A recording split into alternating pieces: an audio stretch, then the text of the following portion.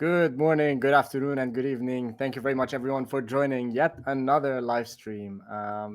It's been a while, I know. Sorry about that. I've been a little bit busy with life, and I've had a few things work related, a few work related things that I had to take care of in the past period. But right now, I am back. I'm going to be focusing on releasing set of really awesome content in the upcoming few weeks. I am preparing for the second episode of our fireside chats, and I'm having conversations with different guests so that I can prepare a very nice lineup for you. And we're going to continue obviously with these live streams that are career oriented, but at the same time I'm going to also be finishing. I've been saying this for a while now, but I hope that I will be able to complete this soon. Finishing my GitHub Actions course, I have a couple of videos left, and then I will be done with it. And obviously, it's all available on YouTube for free. For anyone who wants to learn more about GitHub Actions, you should check out the YouTube channel. As usual, these live streams are all recorded and they are available on YouTube, so you can watch them at any point in time. I would definitely love it if you watch the live streams because then we can get to engage together. You can get to ask me questions. We can have a conversation. But if you don't have time and I can understand it, these sessions will be available on the channel later on. And as you have seen from my posts, I have started the podcast also, which is going to be purely related, or the content that you see in the fireside chats with the guests, as well as the live streams. They're going to be released in audio form and they're going to be available for you on all of the major platforms. So you can go and subscribe to the podcast version. If you don't like to see my face for some reason, you can listen to the audio version only. And it is available on glich.stream/podcast. You can go right now and subscribe to it. Today's topic is very awesome and interesting. Well, I don't know about awesome, but I think it's very interesting to know about. It's about the imposter syndrome, or also known as the imposter phenomenon. I'm going to talk more about it. I'm going to talk about my personal experience with it, how I deal with this feeling that is often quite, unsettling and not necessarily nice to go through. I'm going to share with you some of my previous experiences, some stories around it, and I'm going to share with you also some of the ways I personally cope with it. Obviously, as with every episode, first of all, I'm not a psychologist, and this is not mental health advice in any way, shape, or form. I'm just sharing my opinion on the matter, and I'm sharing my understanding of it. And based on the research that I've done, I'm sharing with you what I know, right? So, obviously, this is not neither medical advice nor psychological advice in any way, shape, or form. And the second thing is, this does not relate to my employer. All of what you're going to be seeing today is going to be purely my opinions and my own thoughts on the matter. All right. So let's get started by first of all defining what is the imposter syndrome, or what is the imposter phenomenon. Some of you might know it already, some of you might not, and if you don't know it, this is going to be eye-opening for you. It's basically an internal feeling that you have, right? It's a feeling where you sort of feel that you're not really competent, that you are don't belong to the place where you are. And this lack of competence feeling is not necessarily limited to work. It could be in the workplace. It could be during your studies at university, at high school, at school. I know for a fact that I've experienced it throughout all of these stages.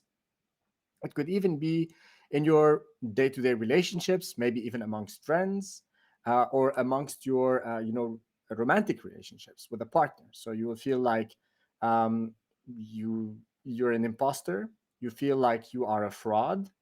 You feel like you are making some you you are faking something, and at some point someone's gonna come in and they're gonna expose you for the fraud that you are, and they're gonna show to the world how how you've been pretty much lying to them all of this time. Obviously, none of this is based in reality, because you not don't necessarily need to be committing a fraud or an act of fraud here, right? It's more of a feeling or a sensation that you have. It could be based on some underlying reasons. Maybe you have missed certain steps to get where you are. Maybe you have skipped them for a reason or another. Gonna talk about this in a little bit. Maybe you feel like your colleagues are much more smarter than you are. Maybe you feel like they can solve problems in a much easier rate and you are struggling a little bit with them. All of these things can create this imposter syndrome, and that is not to say that you will have this feeling when you are lacking. on the, on the contrary, you could be a very well established person. You could be the maybe an expert in your field. Nobody knows as much as you do in your field, and you would still have the imposter syndrome. And I'm going to talk a little bit about more about how this materializes, or how this manifests, and how you will be experiencing it. So first of all, I want to say that this syndrome has been discovered pretty much it's been discovered for quite a long time. It has been discovered by the psychologist. I forgot her name. Sorry. Yes, it's discovered by Dr. Pauline Rose Clance. She did a lot of research about it. This is not just some of the new modern. I don't know what to call them without being without saying bad stuff, but this is not some modern psychological self-help stuff, right? This is rooted in actual science. There's a lot of evidence for this feeling. It has been observed with people from different demographics, different genders, uh, different conditions for their lifestyle, different socioeconomical means, so on and so forth. So let's talk a little bit more about the imposter syndrome from my own personal experience. But before we do that, I want to remind you that the chat is open. So please feel free to share your comments, your thoughts, your questions, maybe even your own experiences if you have experienced this before. I would love to hear from you if you have the courage, of course, to share with the others, because this is a very important step, and I don't want to spoil the last part, but sharing is a very important step in making sure that this feeling doesn't take over too much and cripple you from moving forward, right? So examples of how I personally encountered the imposter syndrome is, first of all, when I joined the American University at Beirut. For those who know, the American University of Beirut is one of the most prestigious universities in the country. The acceptance rate is very, very low, and they are very selective about who they accept, and it's usually reserved for students from a certain socioeconomical background, a background which I was not part of. I grew up in a I'm gonna say middle class, but probably lower middle class family, um, and it's not necessarily middle class in terms of intellectual capacity. It's more on the financial capacity. And I struggled for the longest time when I finished my high school. I barely finished my high school. For those who know my story, I pretty much flunked my entire high school, got kicked out in the last year from a private school, and I went to a public school. Long story short, there was plenty of reasons for me to feel like, first of all, that uh, I don't have the intellectual capacity to learn at such a prestigious university. The second reason was that I felt like I did not belong to that socioeconomical class, and that I am pretty much like an outsider, going to that place, because obviously I wasn't able to afford it. How did I end up at the American University of Beirut? That's a long story for later. Let's just say it was a combination of luck, some of my attitude. It's also pretty much some people pushing me in a certain direction, and they had a huge influence on my at that point. Bottom line, this is to say that at the American University of Beirut, I definitely felt like an outsider. I did not feel like I belonged at all. I felt like at some point someone's gonna come in and say, "Hey, sir, what are you doing here? This is not your place. Thank you very much. You need to step away." Every time I entered through the university doors, I felt like, even though I had my student card and I had every right to be there, I had every right to be at the university to learn with the students, to pretty much utilize the campus as any other student, right? But I felt like I'm a fraudster, and at some point someone's going to discover me, right? So this is how the imposter syndrome materializes, even though there's absolutely no reason for me to feel like that. But for the reasons I just mentioned, that sensation took over, and it stayed with me until the point where I dropped out. And I think also part of the reason why I dropped out is because I let that imposter syndrome also take over a little bit, right? So obviously financial reasons were a big part of this, but maybe there were mechanisms I could have explored. But I think due to the imposter syndrome, I sort of gave up a bit earlier, right? That's how I felt throughout my university years. That imposter syndrome moved on and became even more amplified as soon as I got my first full-time job. I felt like maybe the recruiter did not really check my resume properly, and they did not see that I'm actually a dropout. And at some point, they're gonna discover that I'm a dropout, and they're gonna say, "Oh, sorry, we made a mistake. We gave you an offer, but we thought you graduated. You're not really a graduate." And obviously, this happens, right? A lot of people get discovered after they get an offer, and it could be related to certain requirements, visa related issues, some educational related issues. I don't know. It happens. But this is to say that even on my first job, I always felt that way. I felt that I did not belong as well. I did not earn it. That my other colleagues who might not necessarily have probably performed as much as I could, from a work perspective. Obviously, I'm not judging. I think I had brilliant colleagues at that point, but I always felt like I am one step or maybe two steps or three steps below them, that they were always superior, that there was something they knew that I didn't, that at any point in time someone's gonna call me out on it, and they're gonna discover that I'm not who I say I am. Sorry, I'm refreshing the page just because I wanted to see the comments on LinkedIn. I don't really like that platform a lot because the comments section on LinkedIn is really horrible. I'm sorry, Muhammad. Yeah, I know it's not clickable. This is LinkedIn. I wish I could fix it and maybe create, some issues for them to fix the comments section. But maybe let me share this link with you. So whoever is watching me from LinkedIn and whatnot and wants to go to YouTube, you can pretty much go to this link. Let me add it over here, and you will land on the live stream directly. So you can go to glich.stream/live, and you will end up on this live stream directly. So you can comment, you can do whatever you need to do there. All right, awesome. So let's move on. I talked about my experience at university. I talked about my first job. I have plenty of examples, so stick around. The second one is when I located abroad for the first time. This is the third instance where I felt like also I'm out of place.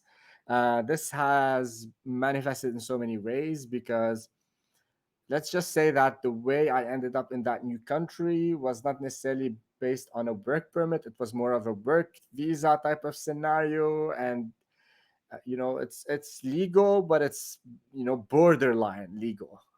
So it's sort of a loophole in the system that people normally used.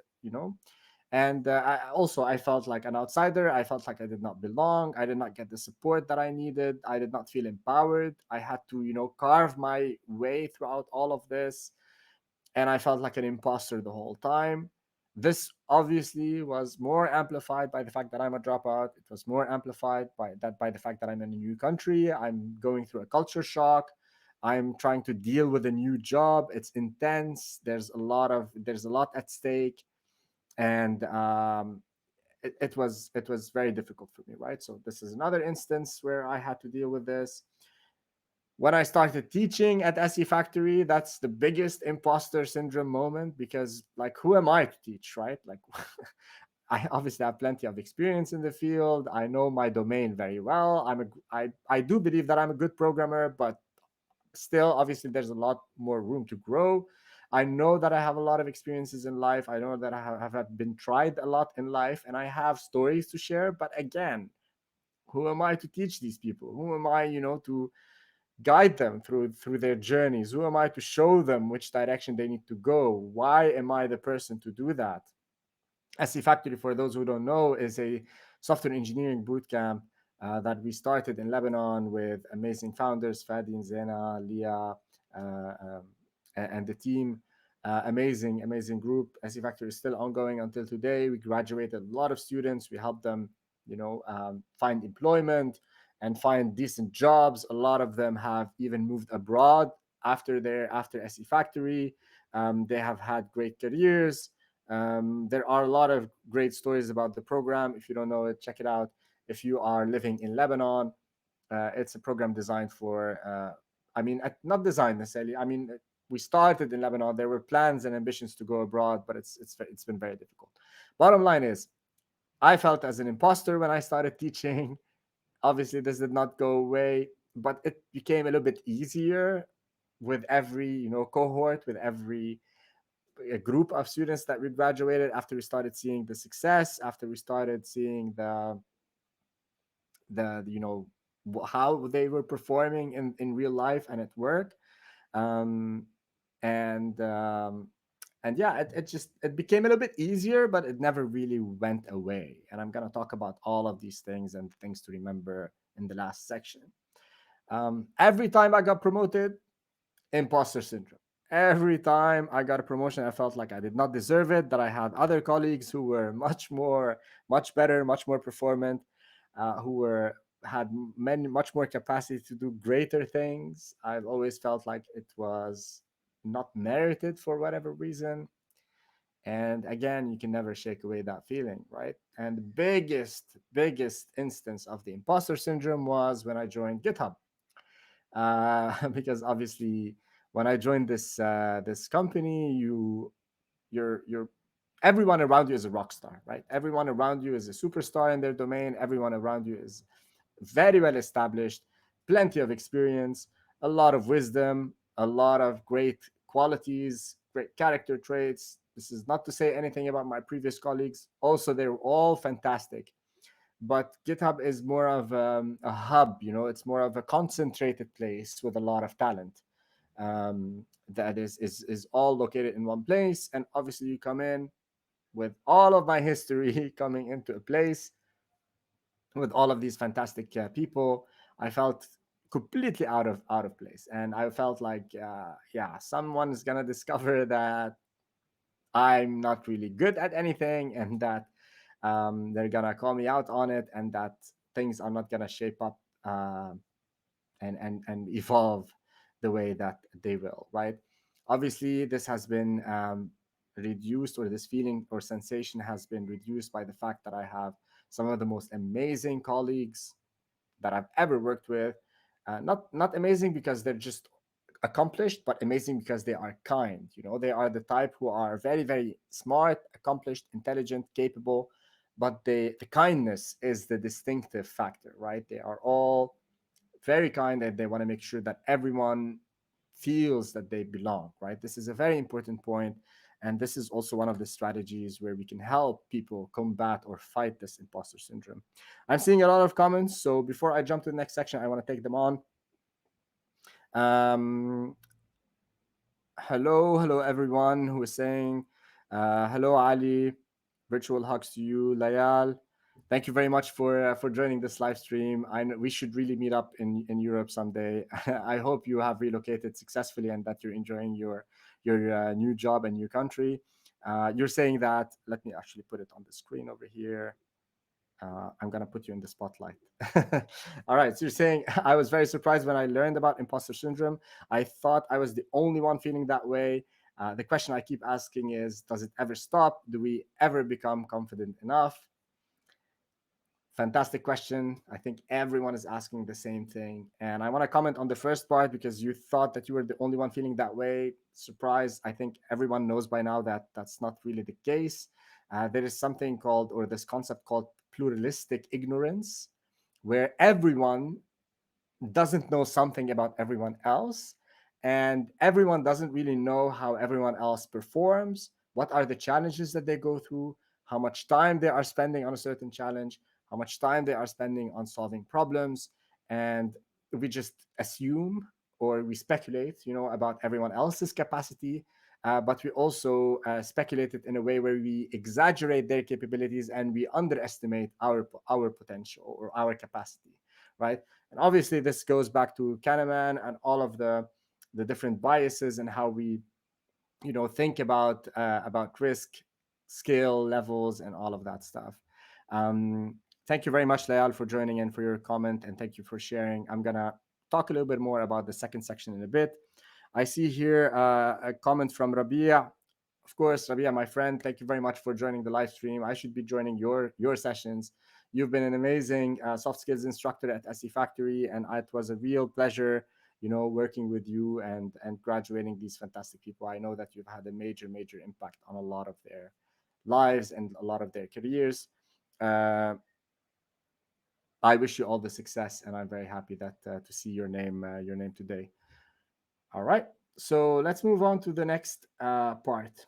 A few things I want you to remember about the imposter syndrome, right? So first part is everyone deals with it. Period.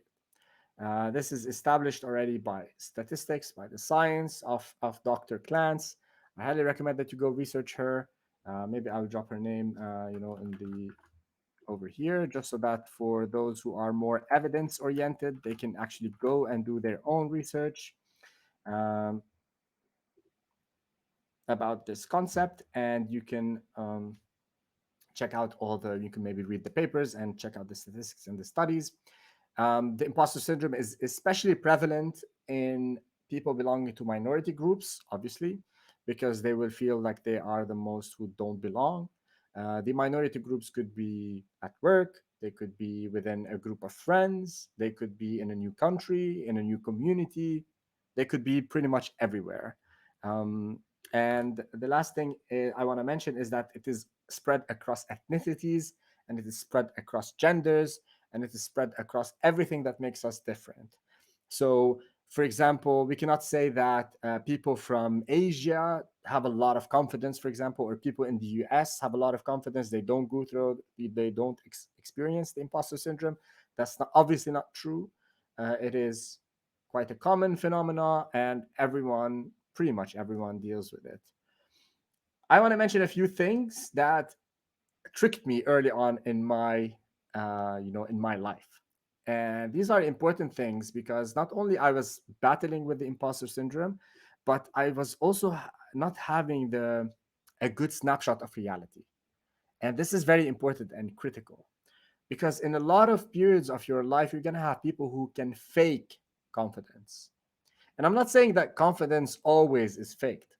I have a lot of confidence, right? Because in many aspects, I know what I've done. I know how much I'm established in certain areas. So I have a lot of confidence. Have a lot of confidence to be able to talk to you right now today about all of these things, right? But at the same time, a lot of people can fake the confidence, and this can throw you off. So if you're going through the imposter syndrome and other people are faking their confidence, and maybe they are over exaggerating their contributions, then you're gonna have a much worse experience than what you would if you are going through the imposter syndrome but dealing with people who are being true to themselves. Let that sink in a little bit, right? So I know that you want to give everyone the benefit of the doubt, you want to trust people. There are a lot of amazing people, obviously, across the world, but just keep in mind that a lot of people can actually fake and exaggerate a lot of stuff. Um, People can exhibit fake humility as well, right? So not only can they fake confidence, they can fake humility, right? So they can say that they are, in a way, they can represent themselves as humble, but it's more of a humble brag, right? People can also understate how much they have prepared for something. And you will see this a lot in universities and in schools, and it will definitely throw you off. And I was personally one of the naive ones, one of the idiots actually, because I used to rely a lot on my intellectual capacity and I didn't study a lot. So the hard work part of the studying I did not do, and I was an idiot for it. That's why I was challenged a little bit in certain areas of my studies. Not anymore, because I learned this the hard way. But I used to listen also to people who were academically doing well, who would say, "Yeah, I didn't really prepare much for this. Maybe I studied a couple of hours." While in fact, they were studying for 10, 12, 13 hours, right? So people will undermine how much time and effort they invested in something. So also keep that in mind when you are dealing with the imposter syndrome. Don't be thrown off by all of these fake indicators. Always seek the truth and always look for a reasonable amount of to understand how much is a reasonable amount of effort for a certain activity and a certain task, right? This applies to your work, this applies to your life, this applies to pretty much anything you would do where you feel like you don't belong or you're not good enough. Now, what helps? The things that I personally find are helpful are the following. They're not necessarily in any order, right? And I would love to hear from you what you think helps in these scenarios. First of all, it's important for you to realize that you're probably never going to get rid of the feeling. I personally, I'm 33 years old now. I've worked in so many different places across the planet. I've worked with so many awesome people across the world. I have worked in so many different places, small and big. I have done so much, you know, and I still feel that I'm an imposter and I'm a fraud, and I cannot shake away this feeling. And if you ask my friends, they will tell you I I come off as one of the most confident or egotistical person they will ever meet. You know, if you ask my close friends, they will say that I have a lot of confidence and that I don't necessarily exhibit any imposter feelings. What I portray is not necessarily how I feel inside, and this is very important, right? People can fake their confidence. I'm not saying that I fake my confidence, I do feel it, but I'm just saying that how I come off might not necessarily be an intimate reflection of how I feel on the inside. And these two things are completely separate, and you should be aware of them. The second thing I want to mention is surround yourself with people who are true to themselves, people who are not afraid to say that they have um, people who are not afraid to talk about their shortcomings, people who are not afraid to look stupid, people who, when they do something stupid, they actually laugh about it and they make you feel comfortable instead of making everyone feel awkward because they've done something stupid. Surround yourself by people who are kind, by people who don't necessarily attack you when you fall, right, or when you do something ridiculous. People who would actually laugh with you about something, who would actually not necessarily, so the people who don't necessarily support you in the fake way, right? Because I see a lot of people supporting other people by saying nice things and, yeah, you look good, you do this, you're doing great, but it's not really the genuine you're doing great, right? There's a huge distinction between the two. And I want to mention the distinction between being nice and being kind. And I've heard this in a recent podcast in the Knowledge Project, actually, by the chief strategy officer or chief operating officer of Bumble. Sorry, her name is really slipped my mind because this is an improvised part of the session. But anyway, she mentioned the distinction between kind and being nice, and I thought this is like mind blowing, right? Because I see a lot of nice people, but rarely do I see kind people. And the difference is that nice people, for example, they will tell you whatever they think you want to hear. They will tell you things that might make you feel better, but they are not necessarily good things or the true things. Kind people are the ones who will deal with the how do you call it, with the awkwardness of telling you something that you might not necessarily want to hear, but on the long run, this is what you needed to hear, right? So, for example, if someone has something in their teeth, right, like spinach or whatever, the nice thing to do is not to mention it, right, or not to even talk about it, and maybe even let it go. The kind thing to do is to actually tell the other person that they have it so that they can take care of it and you move on with your lives.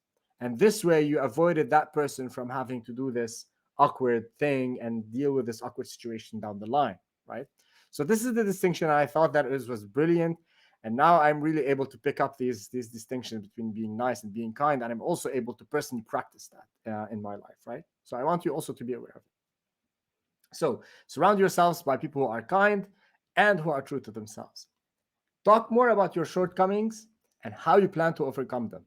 If you expose yourself, if you talk more about the areas that you're not really comfortable with, you're gonna see miracles happen, because these things that you are hiding and that you are very much afraid of, they will lose all of their power over you when you put them out, when you share them with other people. There's nothing more to hide, right? There is nothing more to be worried about because it's out there. What's going to happen? So talk more about these things. Share them. But who do you share them with? Obviously, you share them with the people who are true to themselves, and you share them with the people who are kind. Not necessarily the people who are going to say, yeah, it's okay, you've been doing great, you don't need to worry about that, all this nice fluff. Share them with the people who will nod and say, yes, I understand, right? These are the true people who you want to be at the real you with them. Finally, and the last tip for how you can, for what helps, in my opinion, is identify the people you look up to and listen to them talk about the imposter syndrome.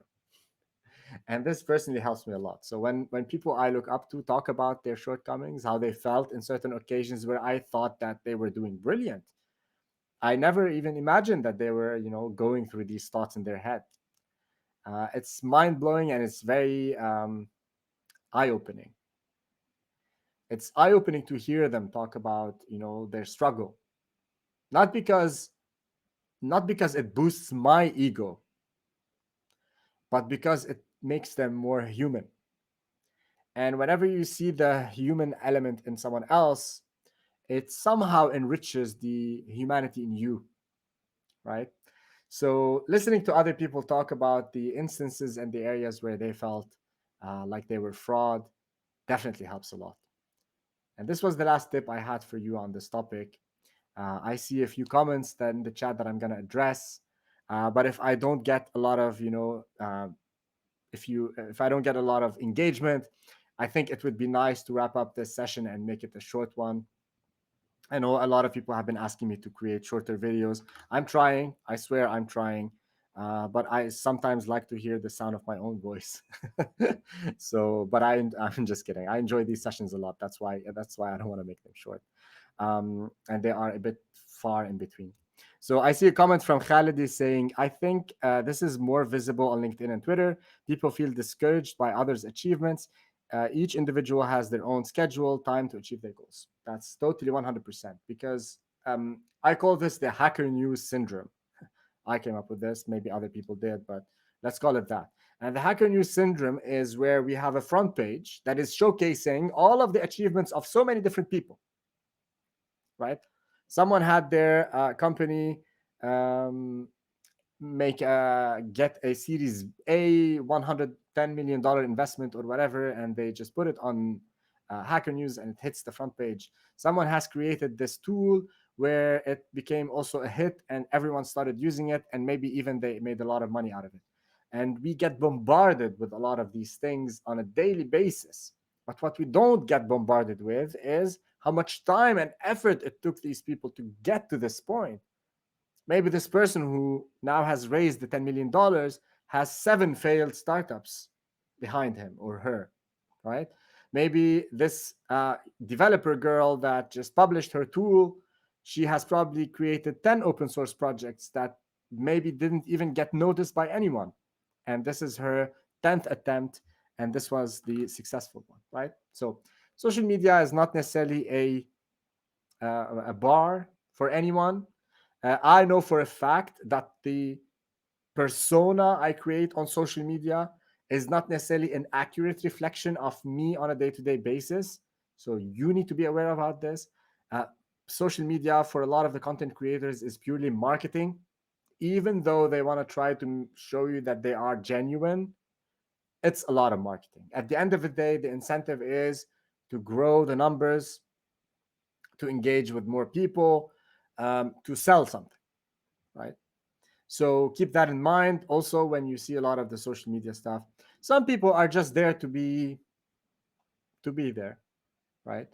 Elon Musk definitely enjoys his presence on social media, but I also think that his presence there is he has a lot of marketing stunts, for example, and he wants to portray a certain side of his character. He is in control of what he shows people. This is not Elon Musk. He wants to say that he's genuine. I don't think he is. I think he's a very smart, calibrated person, but on Twitter he wants to act like a joker. Fine, keep that in mind. Nadim, My friend, I'm very happy to see you. I'm really sad because I'm seeing all of these awesome people come to the live streams and we're never getting the chance to meet in person. I am sorry for that, and I will try to be a better friend. I see here that you say, do you think social media has an impact on this in a bad way? Obviously, we just mentioned how it could be, how it could have a negative impact. Thank you for raising this, and thank you for raising this. And I definitely think that social media has a bad impact on all levels, like Instagram, Twitter, Facebook, whatever it is. People just want to share their accomplishments. You're never going to hear me come to social media and say, oh, today I had a very negative comment from my colleague, for example, about something I've done. Nobody does that, right? And you're only going to hear me celebrate my achievements. But out of the 365 days a year, you're probably going to hear me celebrate my achievements how many times? Once, twice, maybe. But what happens through the other days? I'm just a normal human being, just like everyone else. And I think everyone else on social media um, is pretty much like that. Allah, thank you very much, my friend. Thank you for joining the live stream. I'm very happy that we got the chance to go on a panel together, and I really hope that we get to do this also sometime soon. I wish you all the best, and thank you for your comment. I really love seeing all of these comments in the chat. All right, so I think Rabia is mentioning something on LinkedIn. Let me actually read it out loud. Rabia is saying receiving testimonials and feedback that contradict our self defeating scripts, the one that we tell ourselves, can act as a counterweight to the imposter syndrome. That's extremely good advice. Obviously, Rabia, you are the wise one on these things, and I fully agree with you. Receiving feedback that contradicts how the negative feelings we have in our heads, they definitely help. I definitely feel that this is true. And whenever I receive praise or whenever I receive, specific feedback that targets these imposter syndrome feelings, I definitely feel a bit better about them, and it reduces its impact on me, right? Khalid is saying again, maybe you can arrange a meetup so we can meet you in person. Yeah, I would love to do that. I am based in the Netherlands though, so I'm not really sure how much of a meetup we can do. Maybe we can do an international meetup at some point.